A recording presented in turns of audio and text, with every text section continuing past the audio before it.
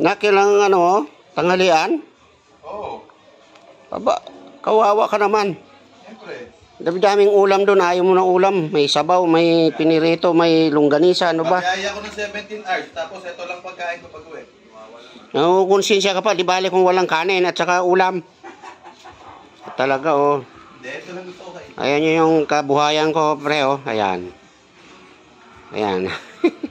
Inilabas ko muna sa garayan dahil nagpapagawa ng bahay. Pre, kung sino man, kung kumare, o kung sino dyan. Ito pa yung tinira ko yung isang tulugan, oh, kasi mahirap po lang tulugan ng main, ano namin. Ay, nako. Ayan, oh, mag-isa ko sa bahay, oh. Ang daming hugasin. Pakain ko kanina. Ay, pagkatapos ito ligo, ano ako, naghuhugas. Ano dito ng paligid. Nako, ewan ko ba.